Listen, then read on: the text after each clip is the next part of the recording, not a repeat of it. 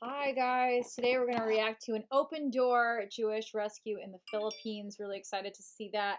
We actually got the notification from Sebastian Dean Doe. He messaged me on my IG and he said, Lauren, please, please, please react to this. He actually sent me about 5 different videos, but we're going to react to this one just for him. And for anyone else who sends requests, just send them every day and I will check out whatever you send me. I will try to as as long as it's okay. All right. An open door.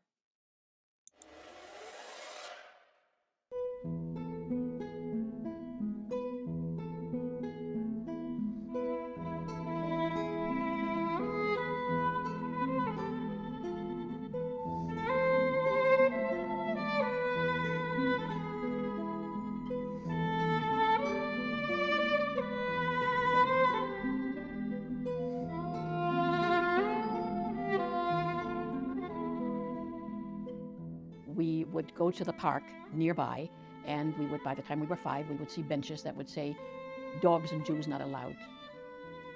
And couldn't quite understand what all this was about. When Hitler came to power in 1933, I was 2 years old. And my father, being the chairman of the Socialist Party in Cologne, which was one of the 2 parties that opposed the Nazis, the Communist Party being the other one, was accused by the Nazis of having murdered 2 Nazis.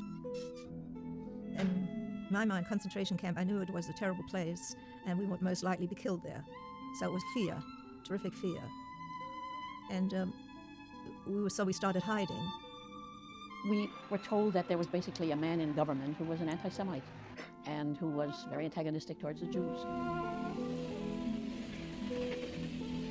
We'd take the train home, and very often there were kids waiting for us, older kids, as we came out of the train station, and they started running after us 8 kids and throwing stones at us and calling us dirty Jews.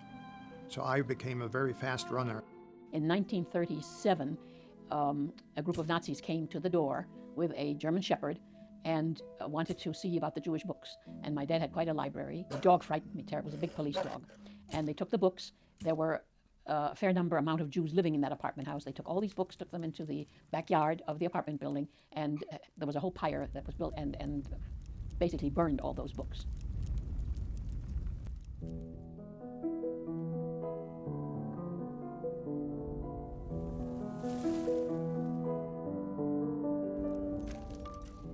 They took the German citizenship away from my mother, my father, and myself. So now we were stateless. My dad was arrested and was arrested in the Breslau Town Hall. My mother told me that, told my brother and I that my dad was away on a trip, on a business trip, really never divulged that he had been arrested, but cried bitterly, and we couldn't understand why she was crying. My father was told by the Nazis that he had to get rid of all his houses. He could only take 100 marks out. With the implementation of the Nuremberg laws and depriving all German Jews of their German citizenship, this that enabled then the government to confiscate businesses, to confiscate homes, to appropriate all their assets, it was not a physical extermination, but it was a social annihilation, because it annihilated their place in the social fabric of German society and treated them as non gratas, as foreign enemies living amongst society. My father's family left Germany in 1939, so it was late. And in fact, my father's uncle, Walter, with whom he was very close, was actually taken by the Nazis and killed in a concentration camp.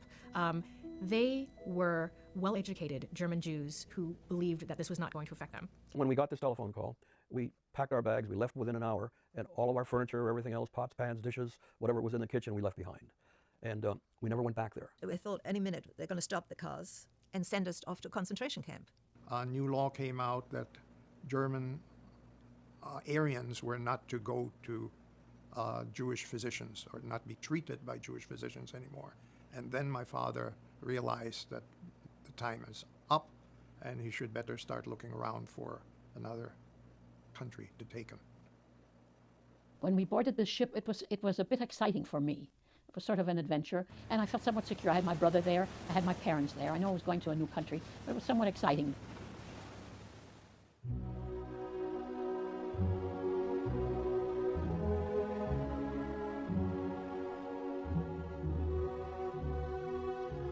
Quezon, like most Filipinos, was Catholic. And yet he developed an affinity for Jews because he felt that there was a sort of a symbolic brotherhood between Filipinos and Jews. That is, that as the Filipinos were the recipients of racial discrimination and bigotry on the part of many Americans at that time, that the Jews were similarly the recipients of bigotry by the Nazis.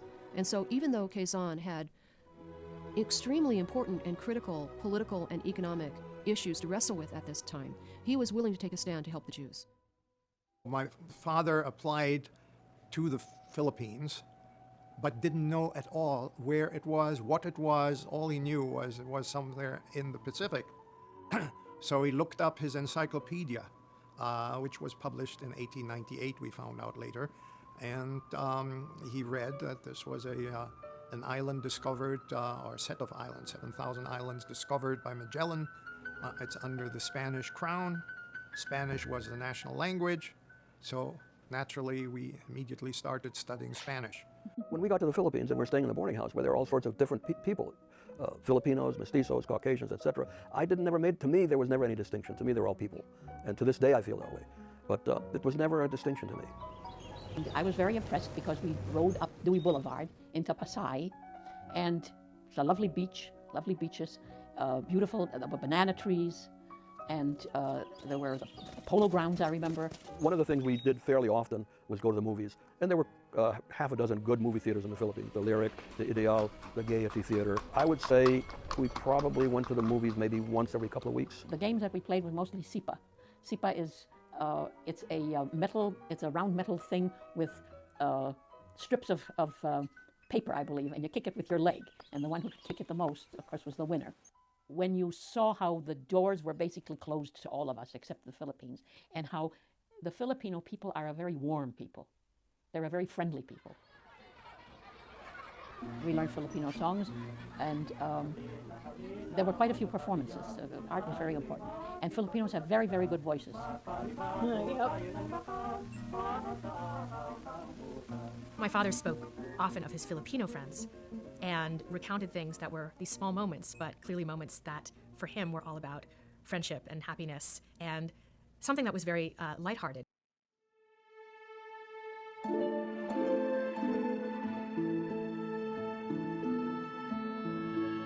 As we were sleeping in the middle of the night, the house was shaking as if there was an earthquake. Everybody woke up. So we ran outside and stood in the street while the houses were shaking.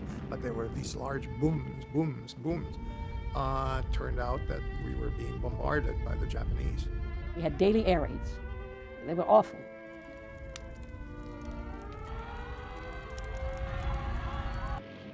It was groups of 4, 4, and 4, which you could barely see, exceedingly well trained. And of course they bombed at random, and it was a very frightening experience.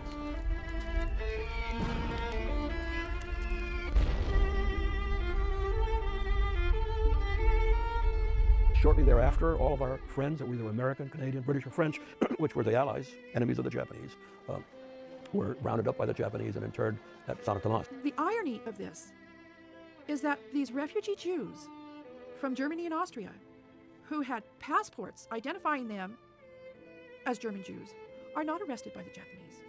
The Japanese don't care if they're Jewish. They have a German passport. That means that they are an ally, and they are not arrested, and they are not interned or incarcerated.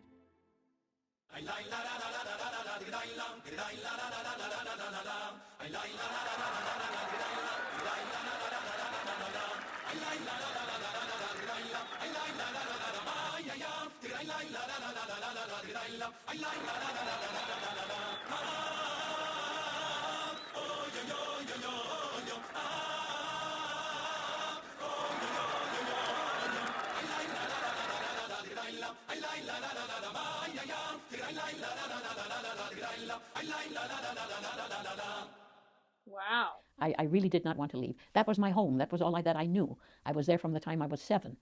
I was there for almost 9 years. And that was my home.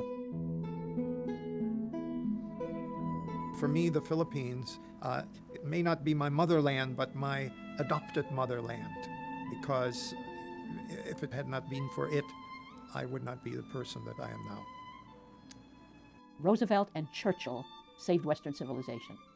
But Quezon, and so few people know that, President Quezon of the Philippines, saved 1,200 Jewish souls, as many as Schindler, maybe even more. And that is the epitome, basically, of Judaism. It says if you save one soul, you save mankind. Oh my God, that was really a beautiful story. Oh, thank you so much for requesting that, guys. I would love to react to more history stories because I didn't know that at all about the Philippines. I had no idea that that it was a safe haven for people during World War II. I had no idea. That's crazy. I learned so much from you guys. Thank you so much, and it did make me a little teary. I know we said we weren't going to talk about sad things. I feel everything has just been sad. But anyway, guys, I really enjoyed reacting to this awesome history kind of video. It was really cool. I got to learn stuff. If there's any other videos, let me know in the comments below. What do you want me to react to? I want to know. Make sure you follow me everywhere. I look at all social medias. Special shout outs on my Patreons. My Patreon of the week. That's right, my Patreon of the week is Ryan. Shout out to Ryan on my Patreon. Not sure if you watch this, but just want to shout you out because you always watch my live streams, and I'm super, my live streams on Patreon. Super grateful for you. All right, love you. Bye.